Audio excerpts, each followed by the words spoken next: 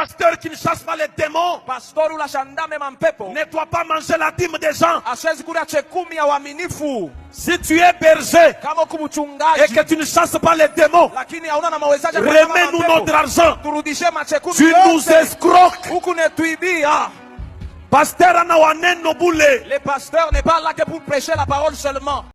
Puisque je n'ai pas eu toute la prédication, du coup je réfléchissais sur quelle base de l'écriture s'est appuyé ces prophètes pour faire cette déclaration. Malheureusement que je n'ai pas trouvé, mais en méditant la parole, j'ai pensé qu'il s'avère qu'il s'est appuyé sur Luc chapitre 8, où on parlait des femmes qui accompagnaient Jésus, qui avaient été guéries d'esprits malins et qui soutenaient les seigneurs de leurs biens. Ce que nous devons savoir dans cette écriture, ce n'était pas la dîme. Jésus n'avait pas le droit en Israël de percevoir la dîme, ni même pas des offrandes. Elles soutenaient Jésus de leurs biens. C'est la première chose à savoir. Payer la dîme ou percevoir la dîme n'a rien à voir avec une capacité ou un don spirituel, comme chasser les démons.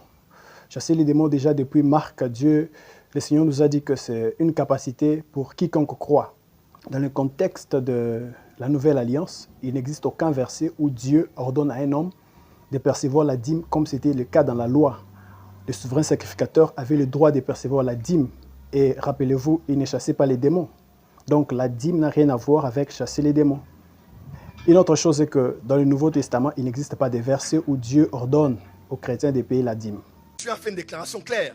Il a parlé au pasteur de chasser les démons et il a fait un petit parallèle en utilisant une expression très intelligente, d'ailleurs, du moins du reste, pour dire qu'on ne peut pas manger, on doit manger en rapport avec le travail que nous faisons.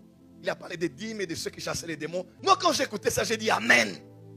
Deux commandements. Aimer Dieu comme de tout ton cœur, toute ton âme. On a dit que c'est la loi. Ça ne nous concerne pas. Et d'ailleurs, je profite pour dire que le prophète qui a dit que Dieu ne nous ordonne pas de l'aimer dans le Nouveau Testament, mais lui qui continue à manger la dîme des gens, il s'appuie sur quelle écriture? On a dit que c'est la loi. Ça ne nous concerne pas. Si tu es berger Kama uko et mchungaji que tu ne chasses pas les démons, lakini hauna na mawezaje ya kuweka remets-nous mapepo, notre argent. turudishe machekumi Tu nous yote. escroques. Huku L'apôtre Paul va dire que celui à qui on enseigne la parole fasse part de tous ses biens à celui qui l'enseigne.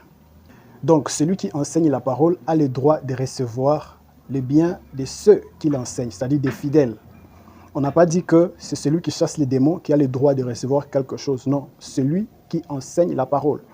Donc le droit de percevoir quelque chose, si je peux parler selon vous, la dîme, ça revient à quiconque prêche la parole de Dieu.